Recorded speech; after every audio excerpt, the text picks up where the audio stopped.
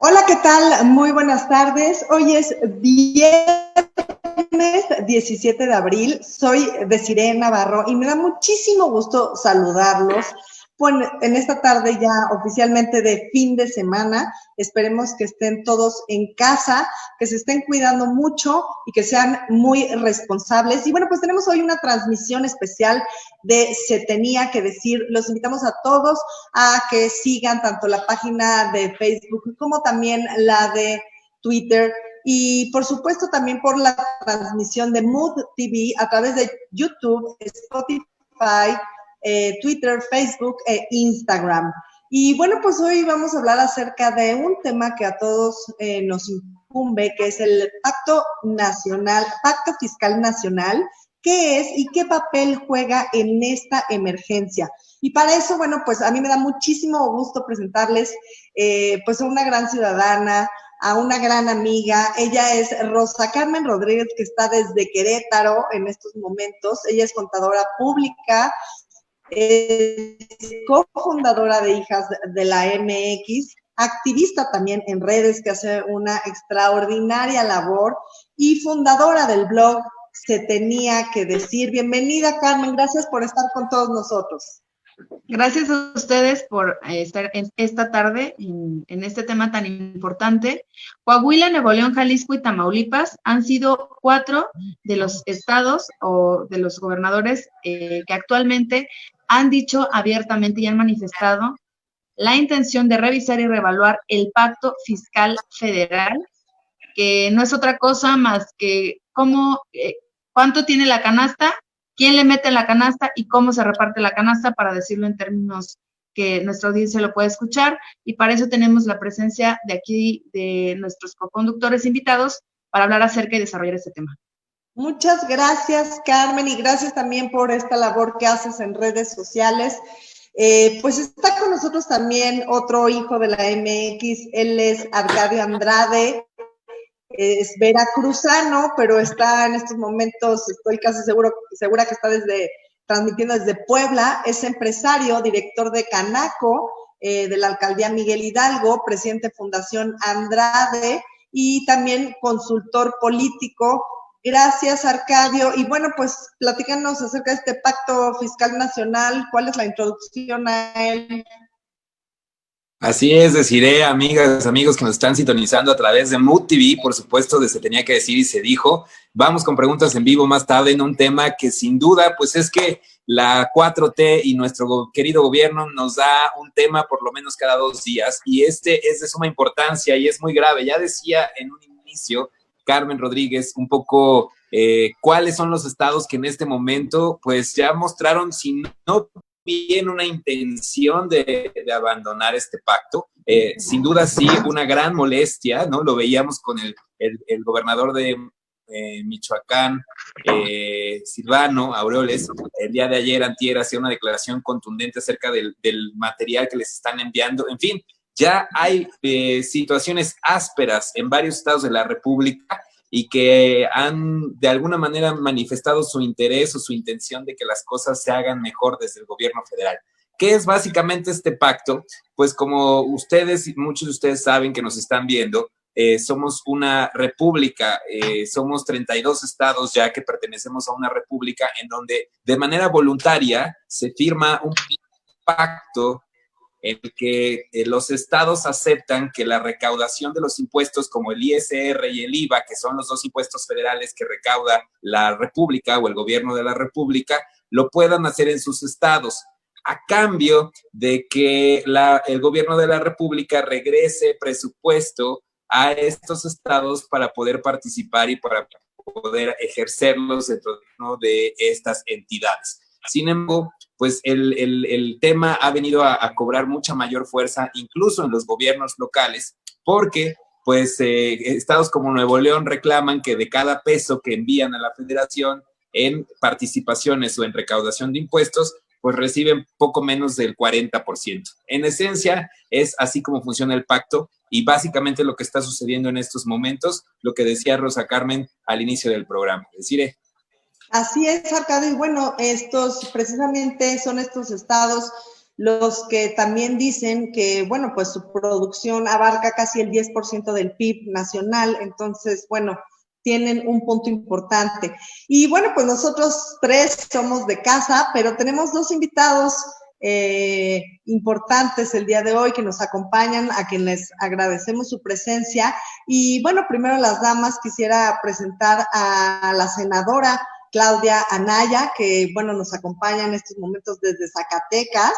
Es licenciada en Mercadotecnia por el Instituto Tecnológico de Estudios Superiores de Monterrey y maestra en Población, Desarrollo y Política Pública por la Universidad Autónoma de Zacatecas. Fue diputada federal en 2 ocasiones y también fue diputada local. Actualmente es senadora de la República por el Partido Revolución Institucional y pertenece también a la Secretaría de la Comisión de Justicia y de la Comisión de Reglamentos y Prácticas Parlamentarias. También es integrante de la Comisión de Economía, Gobernación y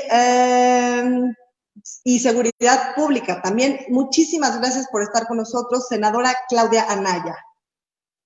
Muchas gracias, Desiree, a ti y a todo el equipo. Gracias por la invitación. Un gusto estar con ustedes desde Zacatecas. Muchas gracias, senadora. Y bueno, pues otro de nuestros invitados especiales el día de hoy es, por supuesto, el senador Erandy Bermúdez, quien en estos momentos se encuentra enlazado desde Guanajuato y, bueno, es senador de la República por el Partido de Acción Nacional y por el estado de Guanajuato. Estudió la carrera de Ingeniería Mecánica y Eléctrica por la Universidad La Salle Bajío y tiene estudios complementarios en Mercadotecnia, Comunicación Política y Gobierno. Fue diputado federal de 2009 a 2012 y en el Senado de la República es promotor de diversos temas en materia como aguas nacionales, agricultura, ganadería, desarrollo rural y derechos para las mujeres de niñas, niños y jóvenes. Muchísimas gracias, senador Erandy Bermúdez, gracias por estar con nosotros. Siempre participamos en todas las actividades que promovemos allá en el Senado y de verdad que a nombre de, pues, de todos nosotros le damos también las gracias. Muchas gracias, Desiree, Carmen, Arcadio, gracias por la oportunidad y a mi compañera y amiga Claudia, qué gusto verte. Y pues, senadora Claudia, quisiéramos preguntarle qué le parece, bueno, si nos pudiera orientar acerca de qué es el bloque fiscal federal, que a mucha gente no le queda todavía muy claro qué es lo que está sucediendo, sobre todo pues en esta crisis sanitaria, en esta pandemia del COVID-19. Bueno, el pacto fiscal está sustentado en un acuerdo político y en una ley. Un acuerdo político en donde los municipios, los estados y la federación se ponen de acuerdo para repartirse qué le toca cobrar a cada quien y después qué le toca administrar a cada quien. Esto se logra después de un gran pacto nacional fiscal y sale la ley de coordinación fiscal. Básicamente es para decidir que de todo lo que se recaude en el país, tanto en el municipio, el estado y la federación, luego se hace una repartición 80-15-5. Es decir, la federación administra un 80% de lo que se recaude, le manda a los estados un 15% y a los municipios un 5%. No se los manda a libre ejercicio. Una parte son las participaciones, ese sí es libre ejercicio, es con lo que se construyen los presupuestos de los estados, y la otra parte son las aportaciones. Las aportaciones tienen rubros muy específicos, como el tema de FASA, que es el Fondo de Aportaciones para la Salud, el FAS, que es el Fondo de Aportaciones para la Seguridad Pública, el FAIS, que es el Fondo de Aportaciones a la Infraestructura Social. Es decir, el Fondo de Aportaciones, que está también sentado en la ley de coordinación fiscal y que se reparte por fórmula, ya tiene un rubro específico y no se puede utilizar para nada más. Son las participaciones las que constituyen el presupuesto local, que es lo que votan los diputados locales. La ley de coordinación fiscal en realidad no había tenido mucho problema desde finales de los 70 hasta ahora. ¿Por qué? Porque también recordemos que desde 1997-98, que la Cámara se hace más plural, que la Cámara se hace más diversa en cuanto a partidos políticos, la aprobación del presupuesto de egresos de la Federación, que comprende el 80% de lo que administra la Federación, siempre tenía diputados que representaban a sus estados, sus distritos, y peleaban por obras para sus distritos, peleaban por carreteras, por hospitales. Entonces el presupuesto se convertía de verdad en una orientación de respaldo para las entidades federativas, porque no solo recibían aportaciones y participaciones, recibían obras adicionales etiquetadas a través del presupuesto de egresos de la Federación. Lamento mucho que a partir de 2018, que gana la mayoría absoluta Morena en la Cámara de Diputados, renuncian los diputados a esta obligación que tienen de defender los intereses de sus representados y pues entregan el 80% de lo recaudado directo a la administración federal, y los estados es ahora sí que no están recibiendo nada de inversión, de recurso para la inversión o de recurso para otros apoyos, y es aquí ya donde están saltando los gobernadores, decir, esto no me conviene, porque únicamente me estás entregando el 15% del total recaudado y ya por el presupuesto no llega nada. Creo que es la Cámara de Diputados la que está provocando este problema político ya de muchas entidades de la República. Así es, senadora. ¿Y cuál es su opinión, senador Erandy Bermúdez? Efectivamente, cuando nace la ley de coordinación fiscal, nace por esta necesidad de ponerse de acuerdo de quién va a recaudar el recurso en nuestro país, por un tema también de simplificación hacendaria entre Estado, municipio y federación. Y como bien lo dice Claudia, venía trabajando de una manera ordenada. Recordemos que es una facultad del Poder Legislativo el poder aprobar la ley de ingresos y el presupuesto de egresos de la Federación, que aquí es donde nos detenemos, que esa es una facultad exclusiva de la Cámara de Diputados, aprobar el presupuesto de egresos. Y del ejercicio fiscal de diciembre del 2018 y 2019, cuando se renuncia a la Cámara de Diputados a hacer este trabajo, pues hoy se convierte esto en un grave problema. Y recordemos que esto nace también, y el malestar que existe es por los estados donde se recauda más dinero, donde se está generando más y ellos están recibiendo mucho menos. Y hay estados, definitivamente por el principio de solidaridad y de ser subsidiarios, que no están recaudando prácticamente nada, y es a ellos a quien se le está entregando, y es inequitativo. El 15% y el 5%, ahí está, el 80% que tiene el gobierno federal,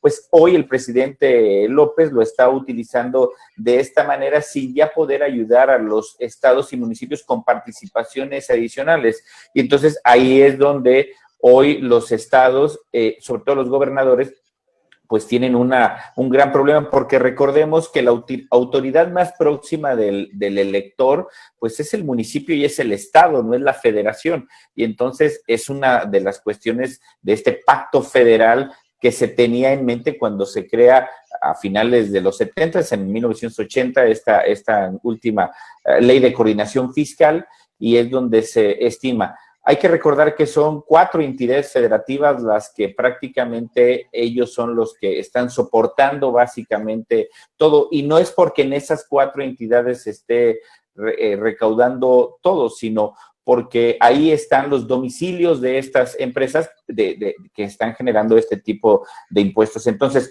hoy yo sí creo que debemos de hacer una revisión, sobre todo en miras de decirle al presidente de que él no es el dueño del presupuesto. El dueño del presupuesto son los ciudadanos, es el pacto federal, es el federalismo, es los estados, municipios y federación quienes coordinadamente tienen que distribuir el 100% de este presupuesto.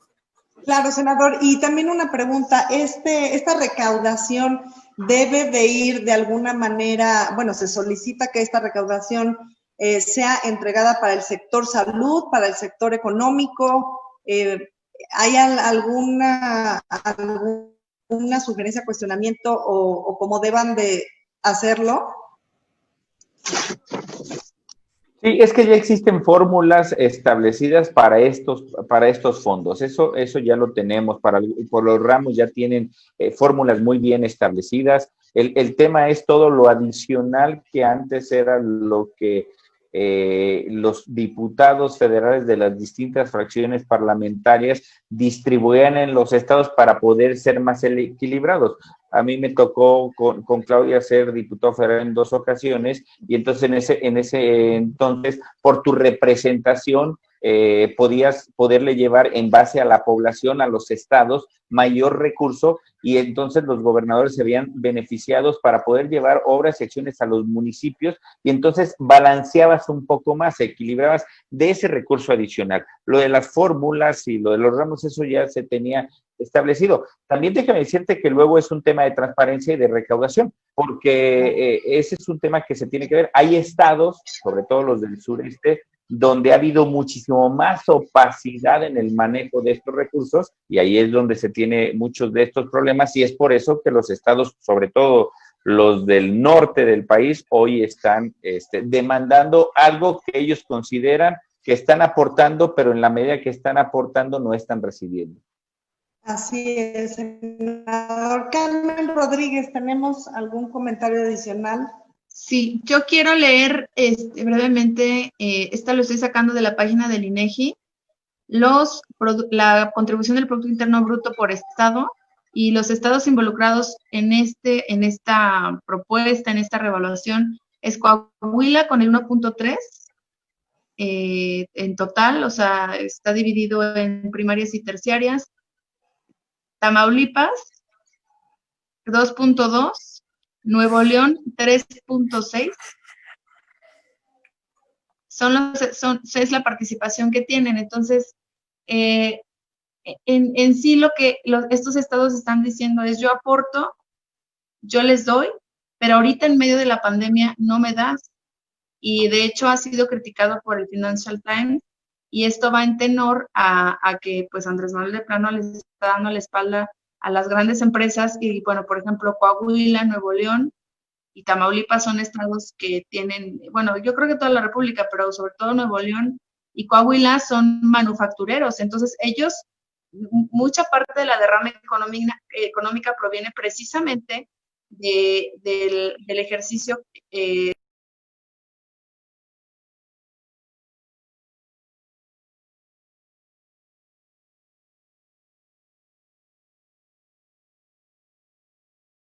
todo esto para saber si es lo correcto o no es lo correcto, ¿no? ¿Qué es lo que nos está trayendo en este momento? ¿Qué tan viable es?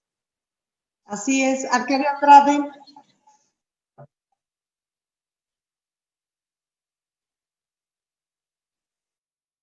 Tiene apagado su micrófono.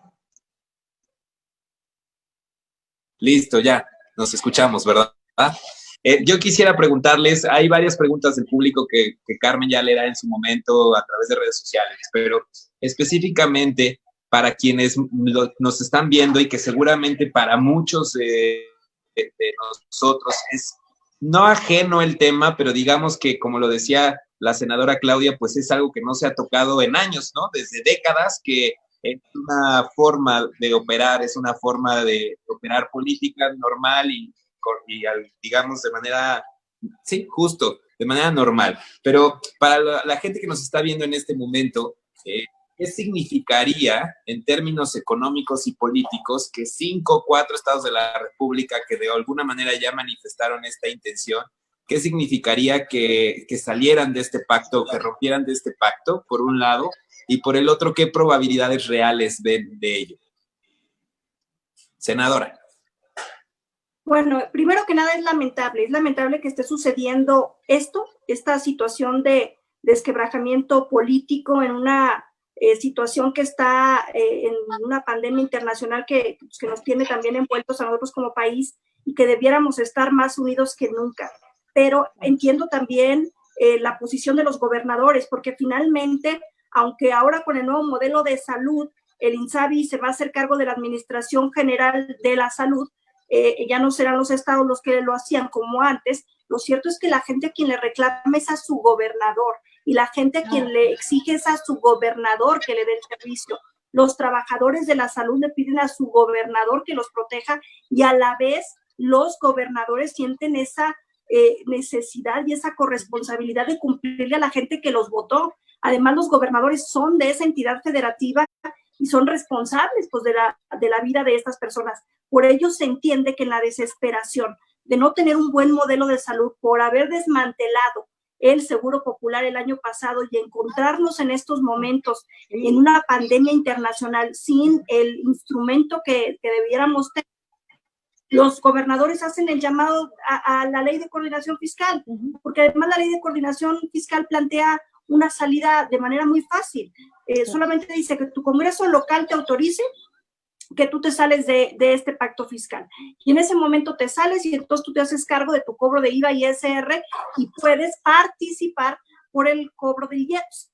Entonces, viendo en ese escenario, pues los estados que más cobran no necesariamente son los que más producen, y aquí voy a otra parte. Zacatecas, por ejemplo, es un estado sumamente rico en extracción minera, pero las mineras tienen su domicilio fiscal en la Ciudad de México. Zacatecas antes recibía un recurso por un fondo minero que ahora también esta nueva administración ya nos quitó. ¿Qué es lo que ha venido pasando en este año y medio?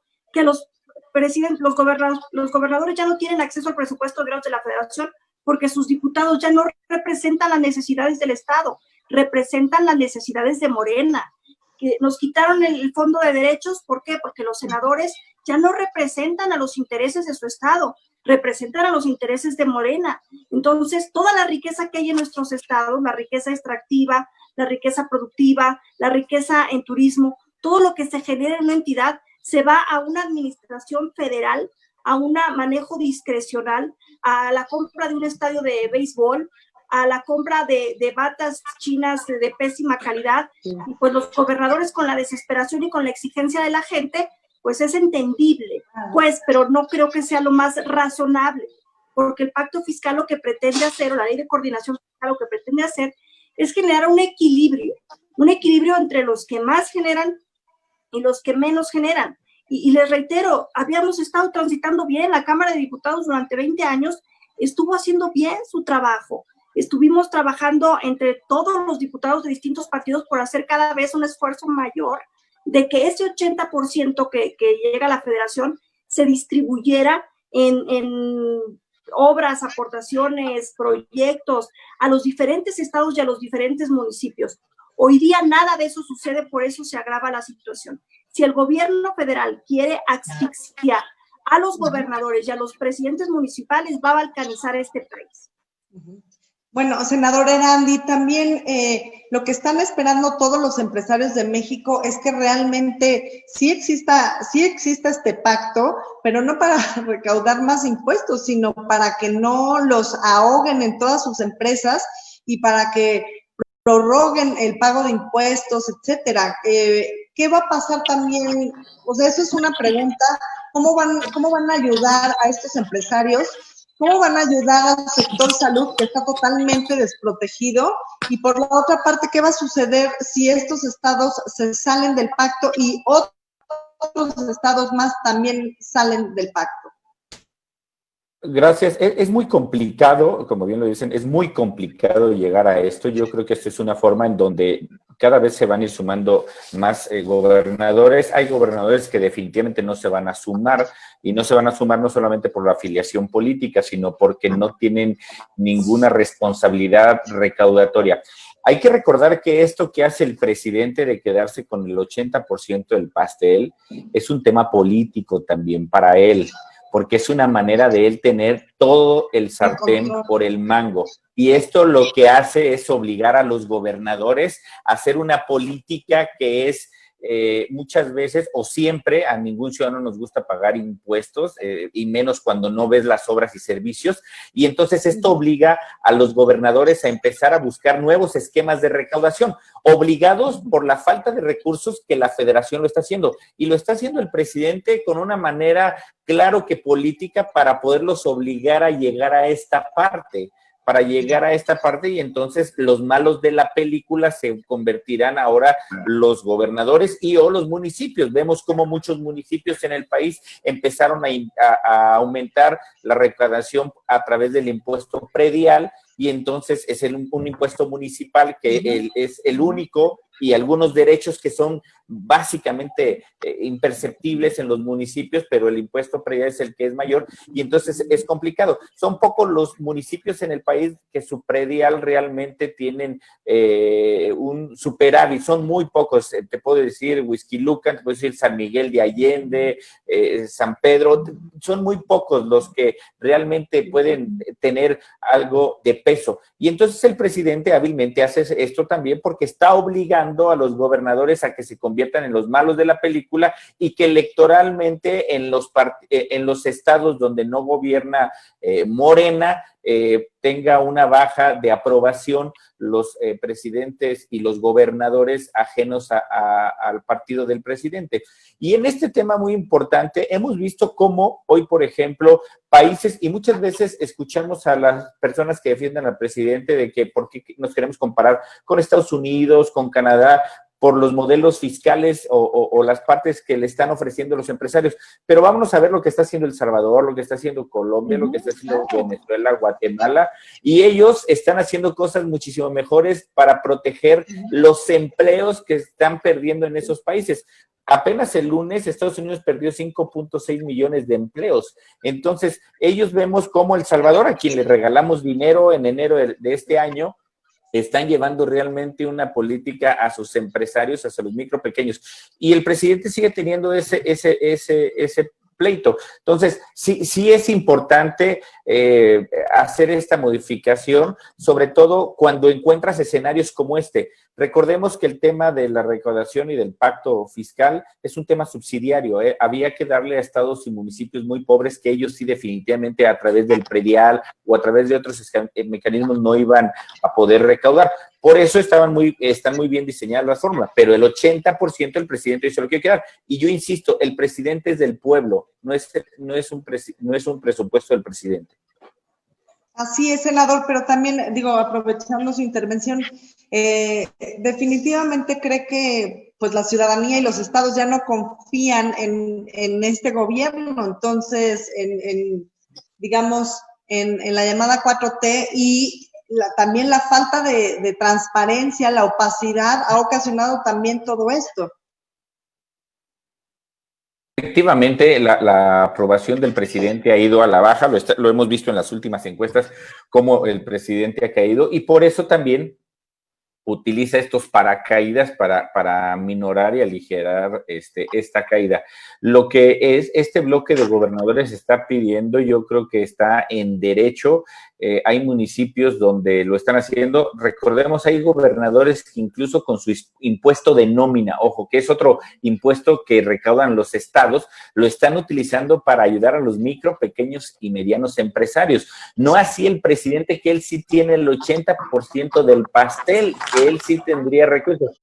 Déjenme decirles un dato muy interesante. El poderle dar dinero al primer decil 3,207 pesos, como lo hemos planteado nosotros del ingreso básico universal, al decil 2, el 75% de esos 3,207, al decil 3, el 50% y al decil 4, el 25%, darles eso, solamente representaría solamente representaría el 20% de lo que va a costar la refinería, que nunca se va a terminar, la refinería de Dos Bocas.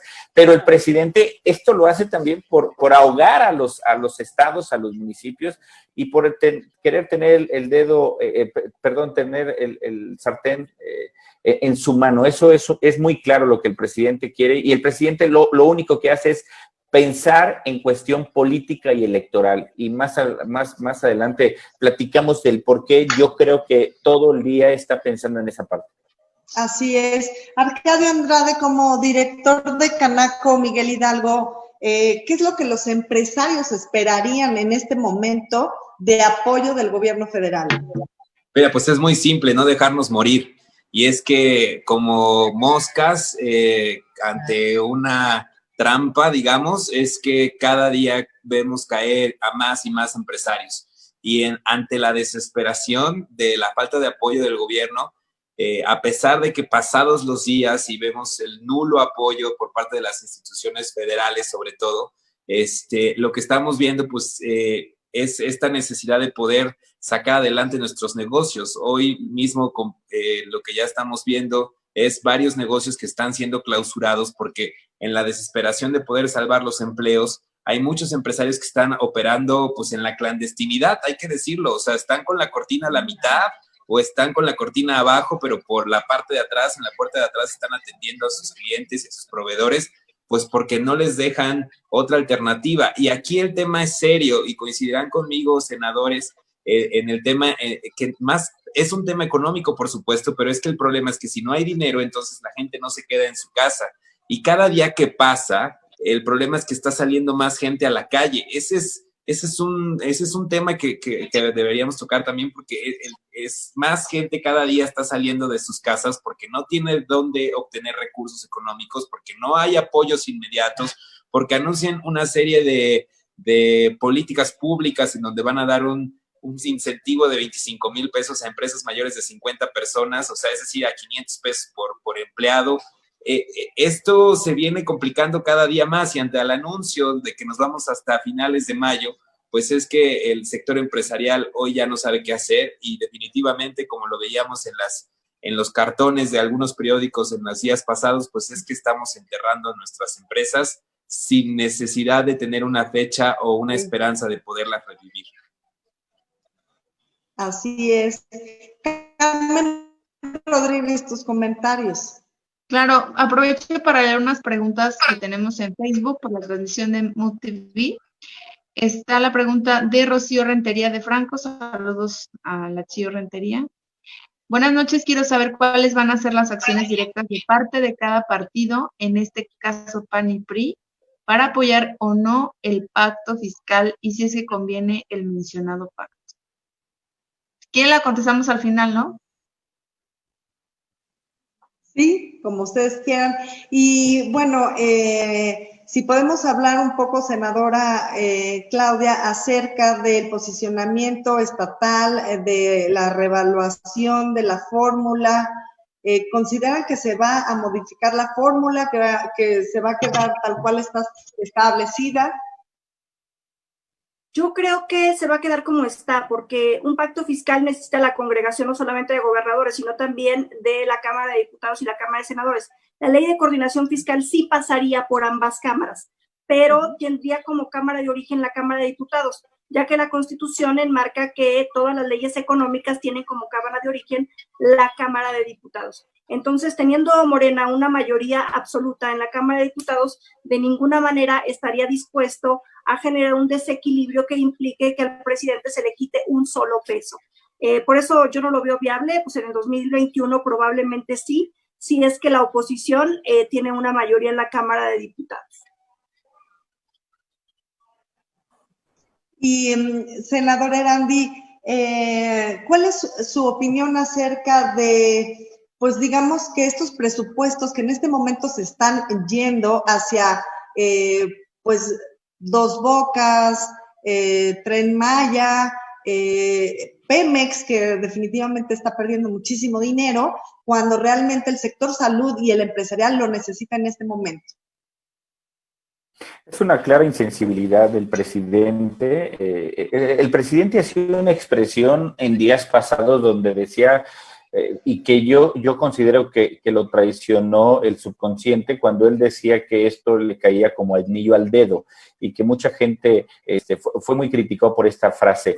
¿Y por qué yo creo que lo dijo el presidente? Créanme que el presidente no lo dijo porque no lo haya sentido, no lo haya pensado. Obviamente lo traicionó en ese momento eso que él quería, pero él ve el presidente en este momento una tormenta perfecta, porque en la medida que esto se empiece a agravar, va a ser muy fácil poderle pedir a los organismos autónomos, a los partidos políticos, a los distintos entes, como nos decía la pregunta Chío, que se puedan reducir los presupuestos todo el mundo. Y entonces, si esto se llega a complicar demasiado, yo te aseguro que si el presidente dice le vamos a quitar la mitad del presupuesto al INE para poder atender la pandemia, te aseguro que no habría un solo mexicano que diría que no.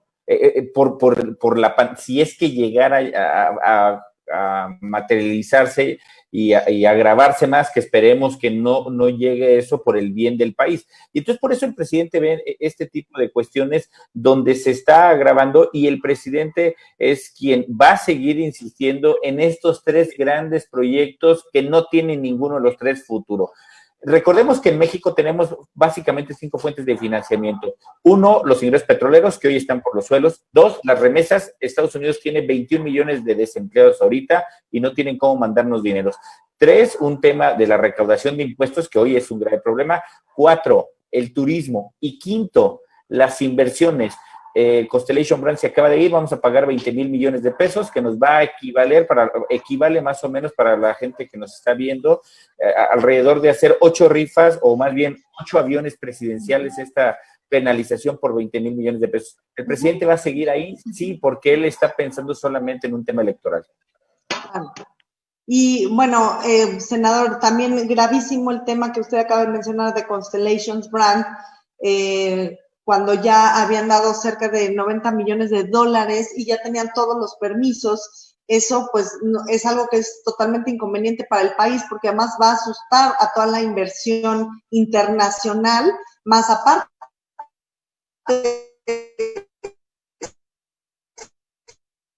seguramente va a tener o algún tema legal. Sí, efectivamente, a ver, el pago de la indemnización son por 20,000 millones de pesos. No es solamente el pago de la indemnización, yo creo que acabas de decir un tema muy importante, Desiree, es el tema de que hoy, por ejemplo, vemos las calificaciones que nos está poniendo Moody's y las demás calificadoras.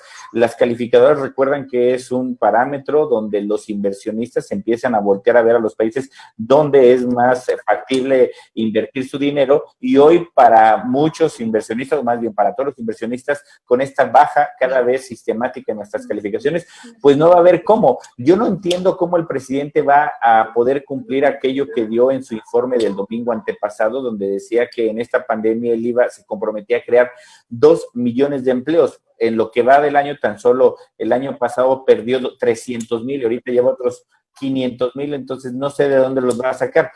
Al final, él sigue jugando con estas frases políticas y él tiene muy claro que él debe de mantener esos 20, 25 millones de electores, y por eso, créanme, por eso no les interesa al presidente nadie más, ¿no? Es correcto. Carmen, tienes algunas preguntas del público y saludos. Sí, claro.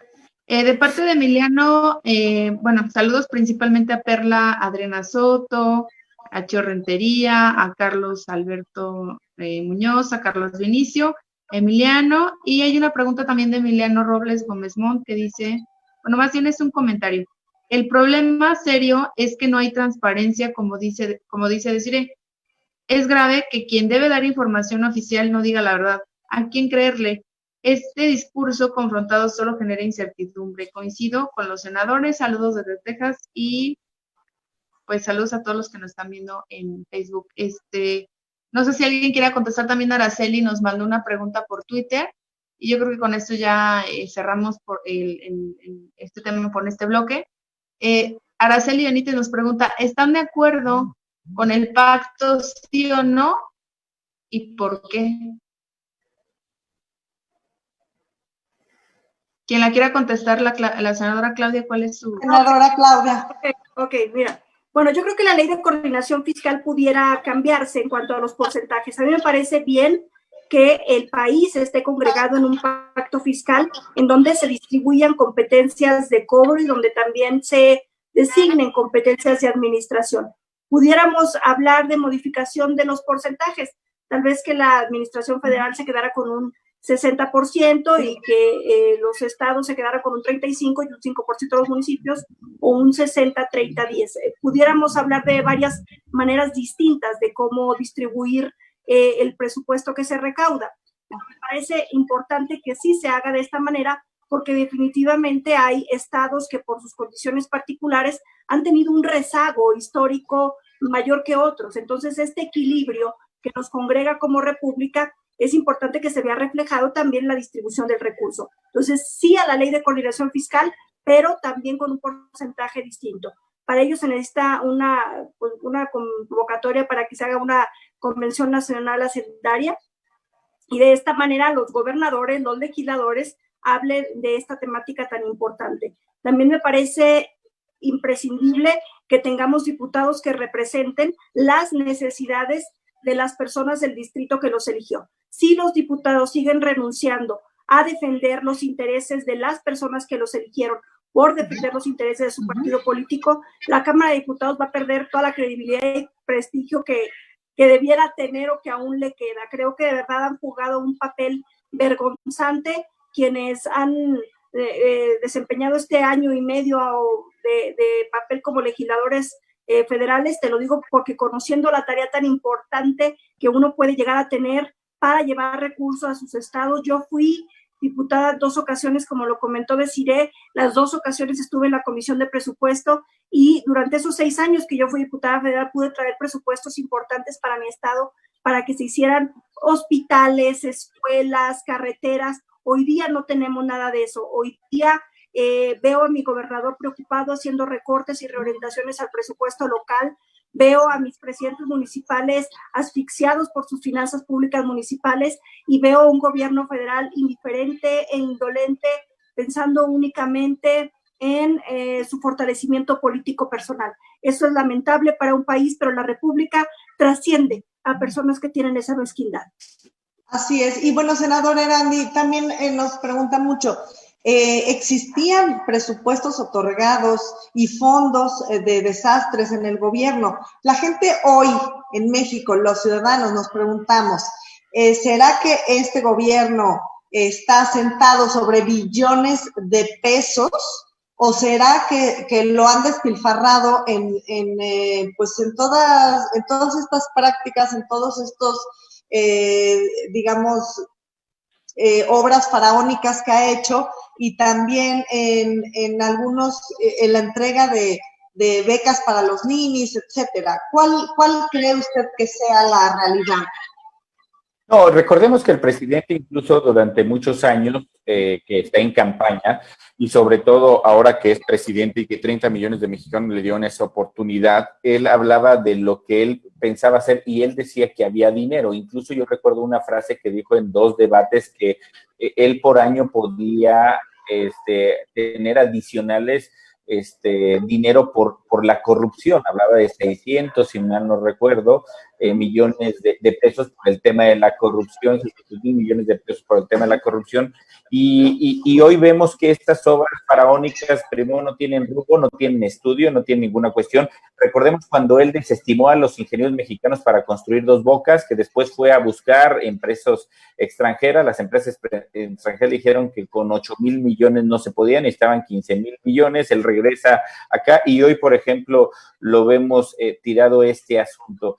Y efectivamente hoy se requiere recurso para los estados y municipios. Vemos asfixiados efectivamente a los municipios, a los gobernadores haciendo esto, pero tampoco no vemos realmente obra en el país. El presidente ha destinado este 80% que él tiene, sí, en estas 3 grandes obras faraónicas, pero también en el reparto del recurso, que hay que decirlo muy claro.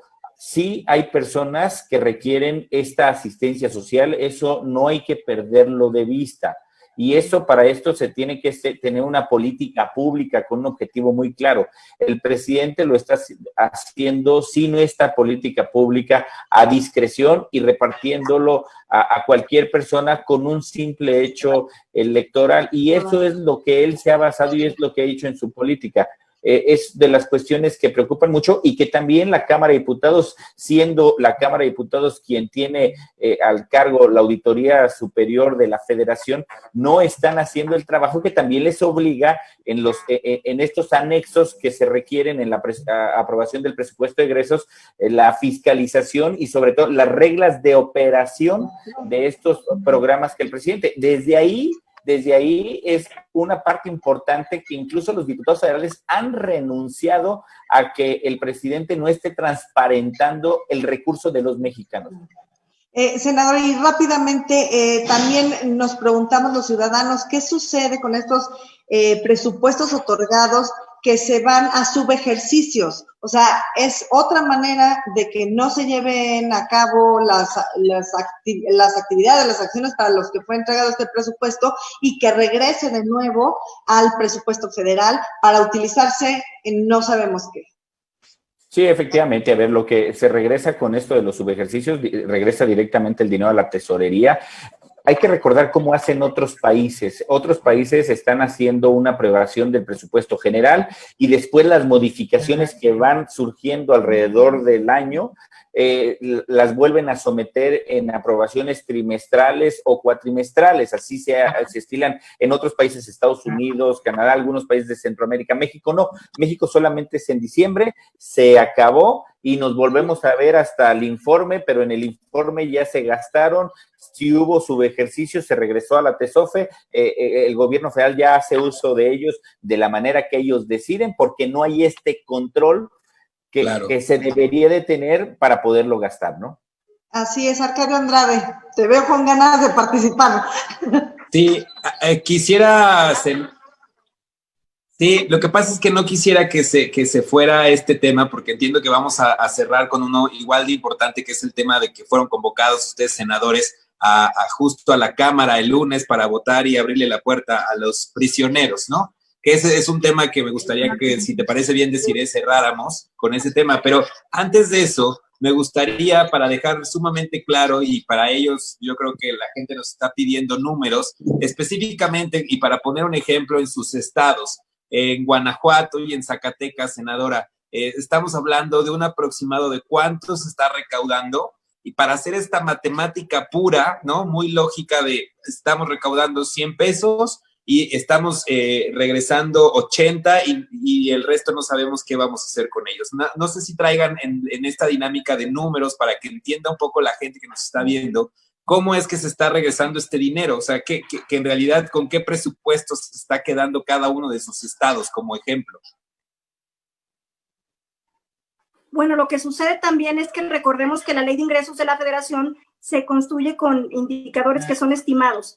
Tú estimas a cuánto va a estar el precio del dólar, a cuánto va a estar el barril de petróleo, cuál va a ser tu estimación de barriles de petróleo diario, estimas cuánto vas a recaudar de IVA, ISR, IEPS, cuánto de derechos, impuestos, aprovechamientos, en fin.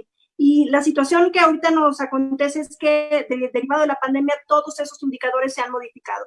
El dólar ya no está como estaba contemplado, el precio del barril de petróleo tampoco, los barriles que estamos sacando no son los que estaban estimados, ha caído la recaudación de ISR, ha caído la recaudación de IVA y seguramente va a caer la recaudación de IEPS también. ¿Qué es lo que provoca esto? Bueno, pues esto tiene un impacto directo sobre las fórmulas de aportaciones y participaciones. O sea, todos los estados y todos los municipios van a perder aproximadamente un 30% del presupuesto proyectado que tenían para este año. Eso varía en millones de pesos. Zacatecas va a tener un déficit tal vez de 2,000 millones de pesos para este año y varía según cada municipio. Entonces, lo cierto es que este año va a ser necesario para el cierre de estados y municipios que el gobierno federal se endeude. Y ya si ustedes leían los criterios generales de política económica, en la tabla de los saldos históricos de los requerimientos financieros público, el gobierno federal trae una estimación de deuda de casi 1,000 millones de pesos, de casi un billón de pesos. Porque es decir, que están en Producto Interno 7% la deuda de este país. Eso ya viene en los documentos oficiales de Hacienda. ¿Por qué? Porque el recurso no es suficiente. No es suficiente lo que el país está recaudando y no hay dinero pues que tengamos ahorita ni los municipios ni los estados, pero tampoco la federación va a tener lo suficiente para sus proyecciones. Por eso es importante que se cancele Dos Bocas, que se cancele Santa Lucía y que se cancele Tren Maya porque no hay dinero.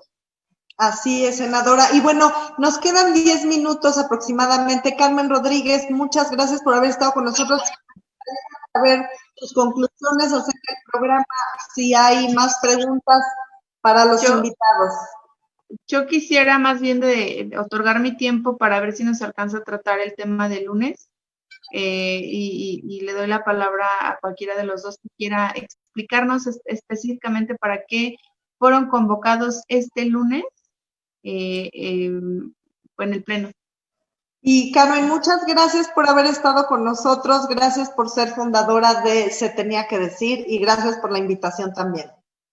Gracias a ustedes por estar aquí, a los senadores Arcadio, a Jaime allá en la producción y también a la senadora Claudia, toda mi admiración y mi respeto. Ahí estamos haciendo cosas en el futuro.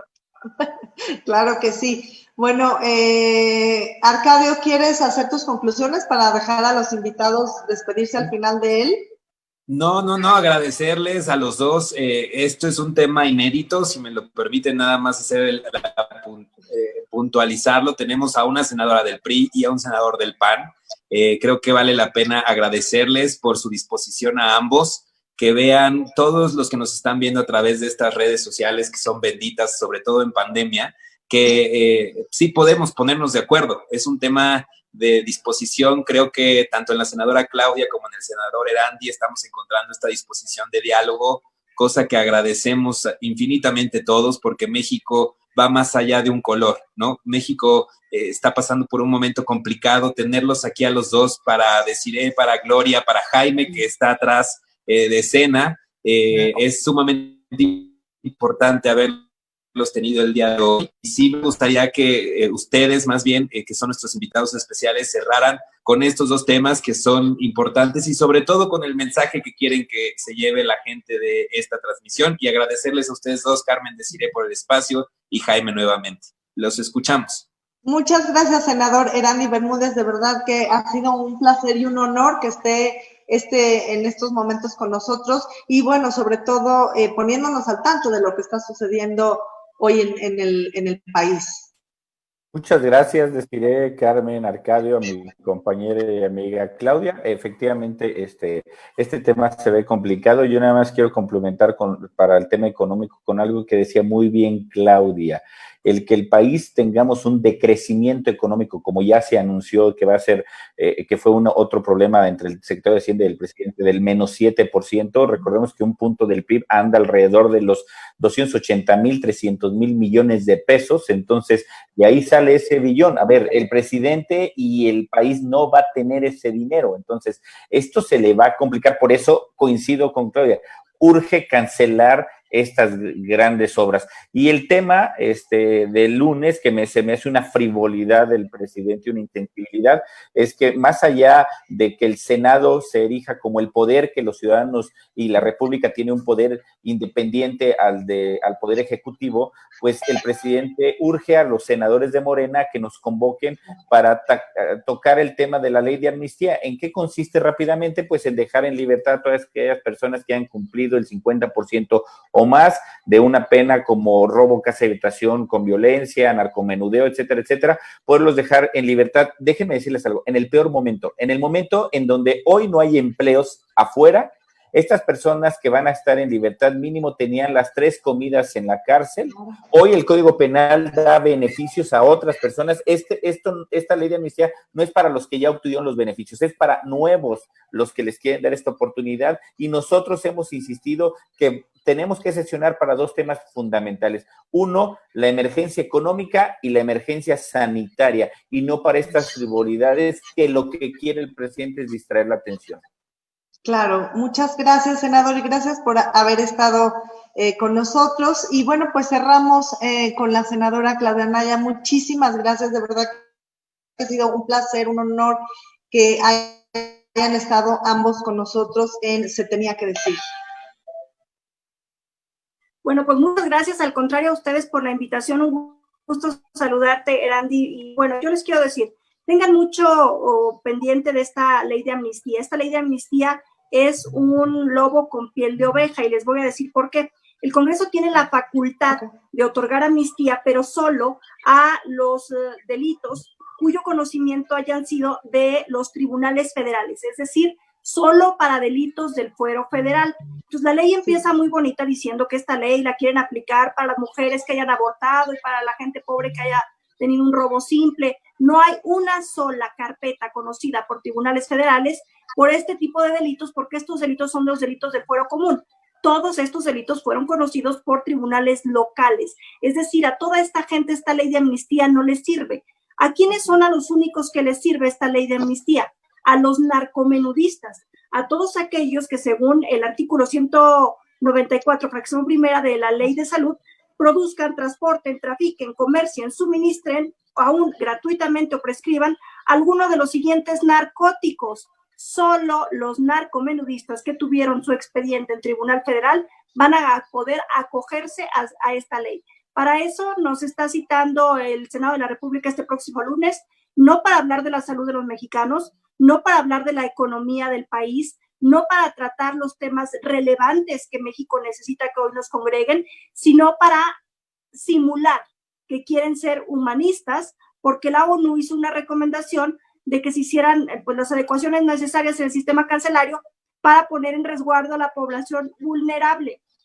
Yo les quiero decir, la Ley Nacional de Ejecución Penal ya permite la libertad anticipada para personas en condición de vulnerabilidad. Y además, al ser una ley de carácter nacional, pues puedes también hacer conocimiento de delitos tanto del fuero común y como del fuero federal, pero se revisa caso por caso. No vas a generar lo que vas a generar con esta ley, que todos los narcomenudistas digan, yo me acojo. Y como el principio pro persona es para todas las personas en general, y esto está en el artículo 1 de la Constitución, cualquier narcomenudista que esté hoy en la cárcel va a decir, yo me quiero acoger a la ley de amnistía, tengo el derecho, también el primero constitucional me lo permite. Ahí está la gravedad de esta ley, es una lobo con piel de oveja.